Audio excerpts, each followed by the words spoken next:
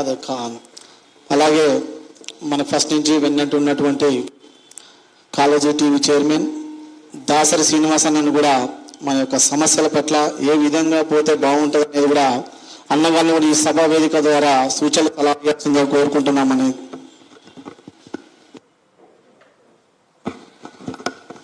అందరికీ నమస్కారం.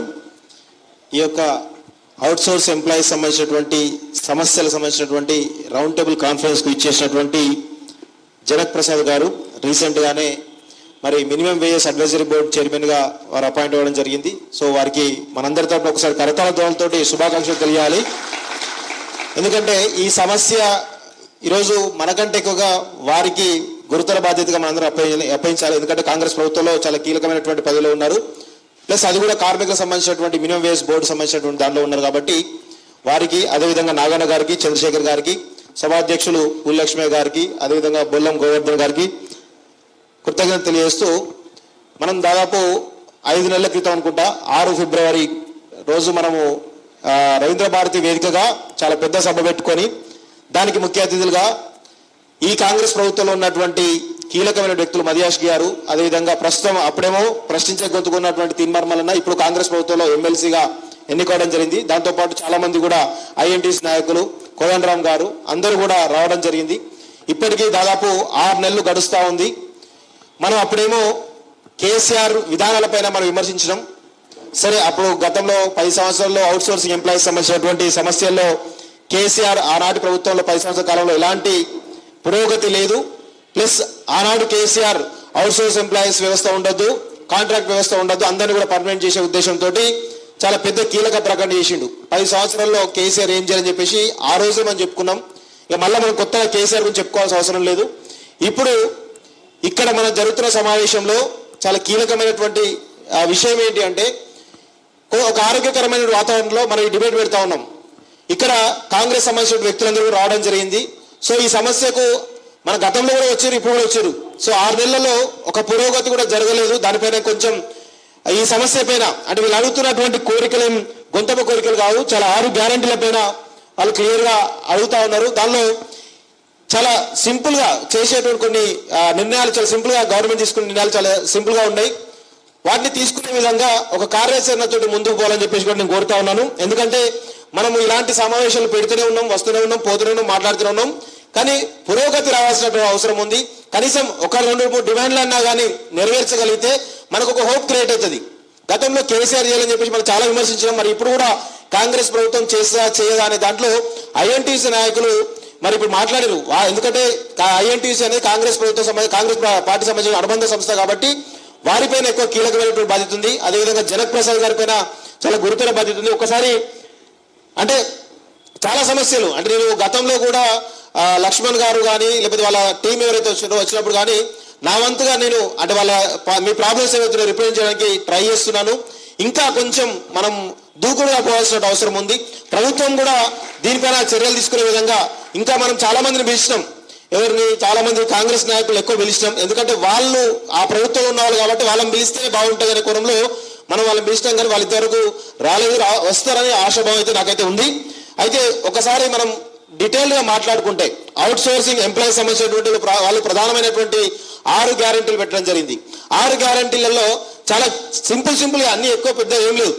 ఏజెన్సీ విధానం రద్దు చేసి కార్పొరేషన్ ద్వారా పే స్కేల్ ఇవ్వాలని చెప్పేసి చెప్తా ఉన్నారు. దీనికి సంబంధించి కొన్ని రాష్ట్రాల్లో కూడా ఏజెన్సీలకు సంబంధించినటువంటి విధానం లేకుండా కేవలం ప్రభుత్వాలే కార్పొరేషన్ ఏర్పాటు చేసి ఈ అవుట్ సోర్స్ వ్యవస్థ రన్ చేస్తున్నటువంటి దాంట్లో కొన్ని రాష్ట్రాల్లో ఇంప్లిమెంట్ అవుతా ఉన్నది. దాన్ని కేస్ స్టడీగా తీసుకొని ఇక్కడ కూడా ఏజెన్సీలు రద్దు చేయాలని చెప్పేసి చాలా బలంగా మనం కోరుతా ఉన్నాం. ఎందుకు కోరుతా ఉన్నామంటే దాదాపు ఏజెన్సీలకు ఒక్కొక్క ఉద్యోగి పైన 12,000 రూపాయల ఆదాయం పొందుతూ ఉన్నారు. దాదాపు మనకున్నటువంటి అనధికారిక లెక్కల ప్రకారం అంటే అధికారికం కాకుండా అనధికారిక లెక్కల ప్రకారం 150,000 మంది అవుట్సోర్స్ ఎంప్లాయీస్ ఉన్నారు. అధికారికంగా తీస్తే ఇంకెక్కువ కూడా ఉండొచ్చు. సో 1,50,000 ఇంటూ 12,000 యావరేజ్ 12,000 వేసుకున్నా కానీ దాదాపు 180 కోట్ల రూపాయల ఆదాయం ఈ అవుట్సోర్స్ ఎంప్లాయీస్కి వస్తూ ఉంది. నేను అదే ఏమంటున్నా అంటే ఈ 180 కోట్ల రూపాయలు కనుక ఆ 12,000 రూపాయలు కనుక ఒక్కొక్క ఉద్యోగి కనుక ఈ అవుట్సోర్స్ ఏజెన్సీకి పోయేటువంటి డబ్బులను అవుట్సోర్స్ ఎంప్లాయీస్కి ఇస్తే ఆ 12,000 రూపాయలతోటి కొంత మేర వాళ్ళకు రిలీఫ్ అయ్యేటువంటి అవకాశం ఉంటుంది. ఎందుకుంటుంది అంటే ఇప్పుడు సమాజంలో మనం చూస్తూ ఉన్నాం, ఒక హైదరాబాద్లో ఒక చిన్న బస్తీలలో మనం ఉండాలన్నా కానీ సింగిల్ బెడ్రూమ్ యొక్క కాస్ట్ వచ్చేసి దాని రెంట్ వచ్చేసి 10,000 రూపాయలకు పైగా ఉన్నది. ఒక అవుట్సోర్స్ ఎంప్లాయీస్ యొక్క శాలరీ ఒక చిన్న ఉద్యోగికి అంటే ఇనిషియల్ స్టేజ్లో ఉన్న ఉద్యోగికి 15,000 బేసిక్ పే ఉంటే వాళ్ళకి చేతికి వచ్చేది 13,000 రూపాయలు. జనరల్గా ఒక ప్రభుత్వ ఉద్యోగి కనుక ప్రభుత్వం ద్వారా నియమింపబడినటువంటి ఉద్యోగి కనుక 15,000 బేసిక్ శాలరీ ఉంటే వాళ్ళకు 40,000 50,000 రూపాయల శాలరీ వస్తుంది. ఈఎస్ఐ కానీ ఈపీఎఫ్ కానీ హెచ్ఆర్ కానీ ఇలా చాలా రకాల ఇన్సెంటివ్స్ తోటి వాళ్ళకి 40,000 రూపాయలు వస్తాయి. ఈరోజు అవుట్సోర్సింగ్ ఎంప్లాయీస్కి 15,000 రూపాయలు బేసిక్ పే ఉంటే వాళ్ళు కనీసం 20,000 25,000 రావాలి, కనీసం 18,000 రావాలి, కనీసం ఉన్న బేసిక్ పేనే రావాలి. కానీ అవేమీ లేకుండా మొత్తం 12,000 కట్ చేసుకొని అన్ని కట్ చేసుకొని 12 రూపాయలు కట్ చేసుకొని దాదాపు 13,000 రూపాయలు అంటే 15,000 బేసిక్ పే ఉంటే 13,000 రూపాయలు వస్తూ ఉంది. అదేవిధంగా ఇంకా చాలా రకాల 20,000 ఉంటే 18,000, 30,000 ఉంటే 20,000 ఇట్లా బేసిక్ పే కంటే తక్కువ రావడం చూస్తూ ఉన్నాం. ఇది నాకు తెలిసి ఈ వ్యవస్థ ఎక్కడ కూడా ఉండకపోవచ్చు. దయచేసి ఇలాంటి వాటిపైన ఒక్కసారి మనం ఆలోచించాల్సిన అవసరం ఉంది. దీనికి ఏదో వీళ్ళేదో గొంతమ్మ కోరికలు అంటే పర్మనెంట్ చేయాలనో లేకపోతే ఇంకా కాంట్రాక్ట్ విధానం తీసుకురావాలో వాళ్ళు కోరుతలేరు. ఒక కార్పొరేషన్ ద్వారా ఏజెన్సీలకు వచ్చేటువంటి కమిషన్ జిఎస్టీ దాదాపు 18% జిఎస్టీ ఉంది. ఆ జిఎస్టీని అలాంటి యాడ్ చేస్తే కానీ 3-4 రూపాయలు యాడ్ అవుతూ ఉంటాయి. ఇలాంటి చిన్న చిన్న సమస్యలను అధిగమించేందుకు ప్రభుత్వం వెంటనే ఒక కమిటీ వేసి ఆ కమిటీ ద్వారా ఈ యొక్క అవుట్సోర్స్ ఎంప్లాయీస్ కు ప్రధానంగా వాళ్ళకు బెనిఫిట్ పొందే విధంగా వాళ్ళు ఒక గౌరవప్రదమైనటువంటి జీవితం, వాళ్ళ పిల్లలకు మంచి బట్టలు కొనాలన్నా కానీ పిల్లలు మంచి స్కూళ్ళలో చదివించాలన్నా కానీ కనీసం ఎలాంటి పరిస్థితులు లేకపోవడం, కనీసం రూమ్ రెంట్ కూడా సరిపోయే డౌట్ కూడా ఉన్నది. సో అలాంటి వాటిని ఒక మానవతా కోణంలో ఈ ప్రభుత్వం ఆలోచించాలని చెప్పేసి కూడా నేను కోరుతా ఉన్నాను. అదేవిధంగా రెండో డిమాండ్ ఏంటంటే ఉద్యోగ భద్రత మరియు ఆరోగ్య భద్రత ఇస్తూ హెల్త్ కార్డులు మంజూరు చేయాలని చెప్పేసి రెండో గ్యారంటీ వాళ్ళు డిమాండ్ చేస్తూ ఉన్నారు. అయితే జనరల్గా అవుట్సోర్సింగ్ ఎంప్లాయీస్ నేను గతంలో కొన్నిసార్లు అంటే నేను మీడియా కాబట్టి చాలా మంది ఫోన్ చేస్తూ ఉంటారు, అన్నకి కలెక్టర్ ఆఫీస్లో ఒక అవుట్సోర్సింగ్ ఉద్యోగం ఉందన్న ఆ ఏజెన్సీ వాళ్ళకు చెప్పన్నా అంటే జనరల్గా మనం ఫోన్ చేసినట్టే అన్న ఈ యొక్క పోస్ట్ 2 లక్షలు 3 లక్షల రూపాయలు అని చెప్పేసి అన్నారు.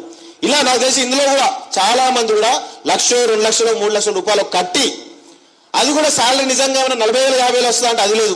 10,000 15,000 జీతానికి జనవరిలో 1,00,000 రూపాయలు 2 లక్షల రూపాయలు కట్టిన అవుట్సోర్సింగ్ ఎంప్లాయీస్ 15,000 రూపాయలు జీతం తీసుకుంటే ఈ 1,00,000 రూపాయలు ఎవరైతే కమిషన్ ఏజెన్సీకి ఇచ్చినటువంటి రూపాయలు ఏదైతే లంచం ఉందో దాన్ని తీర్చుకోవడానికి 15 అంటే 6 నెలలు 7 నెలల సమయం పడుతుంది. ఇలాంటి చాలా ఉన్నాయి సార్. చాలా ఇబ్బందికరమైన పరిస్థితుల్లో అవుట్సోర్సింగ్ ఎంప్లాయీస్ ఉన్నారు. వాళ్ళకు ఉద్యోగ భద్రత విషయంలో కావచ్చు, సరే ఇప్పటికైతే జాయిన్ అయిపోయారు, సరే వాళ్ళ నడుస్తూ ఉంది వాళ్ళ జీవనోగామం.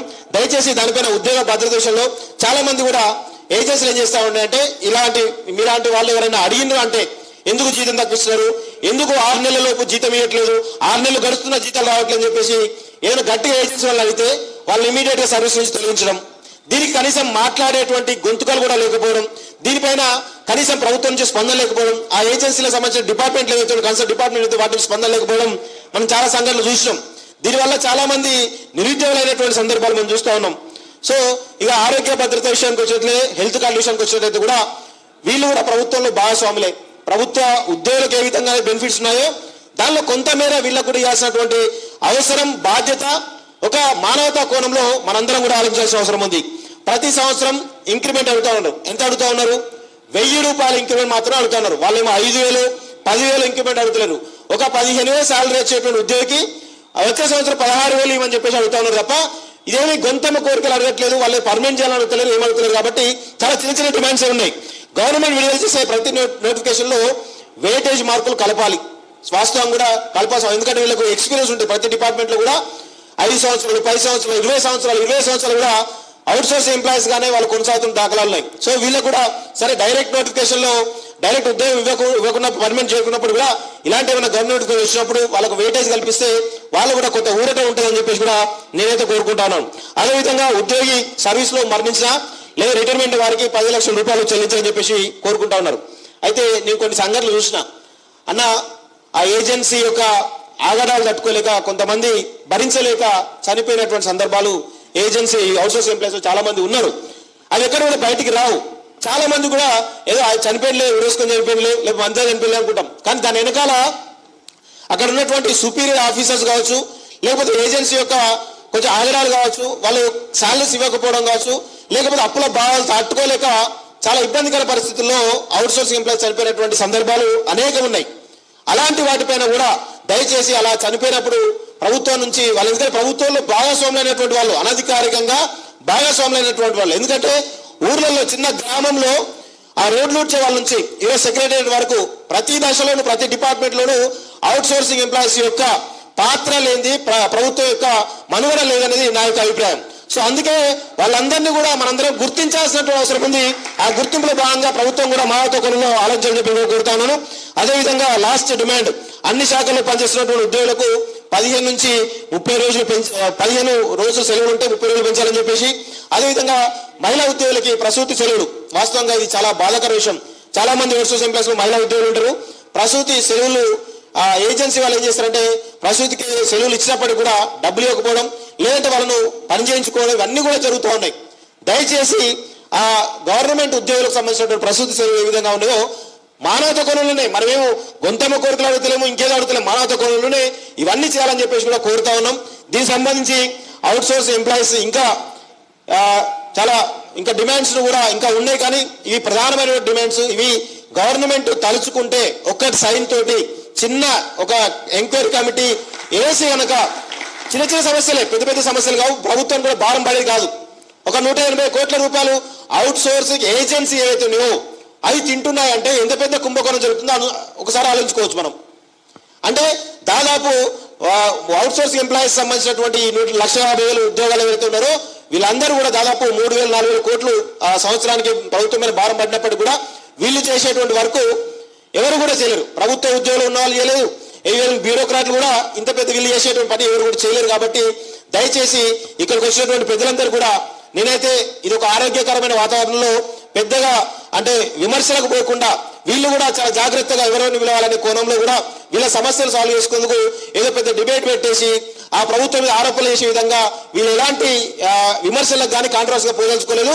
సామరస్యంగానే మా యొక్క ప్రాబ్లమ్స్ ఏవైతే ఉన్నాయో నెరవేర్చుకునే విధంగా, ముఖ్యంగా ఇక్కడికి పిలుచుకున్న వాళ్ళందరూ కూడా కాంగ్రెస్ అనుబంధం వాళ్ళు కాబట్టి దయచేసి మానవతా కోణంలో ఆలోచించి దీన్ని సీఎం రేవంత్ రెడ్డి దృష్టికి కానీ లేకపోతే కీలకమైనటువంటి సంబంధిత మంత్రుల దృష్టికి కానీ తీసుకెళ్లి ఈ సమస్యలపైన మరి ఒక సొల్యూషన్ వచ్చే విధంగా మీ యొక్క కార్యాచరణ ఉండాలని చెప్పేసి కూడా నేనైతే కోరుకుంటూ, ఆ దిశగా మీ కార్యాచరణ మీ యొక్క ఆలోచన కూడా కొనసాగాలని చెప్పేసి మనస్ఫూర్తిగా కోరుకుంటూ ఈ అవకాశం ఇచ్చిన మీ అందరికీ కూడా ధన్యవాదాలు తెలుసు. Thank you very much. అన్నవారికి ప్రత్యేక ధన్యవాదాలు.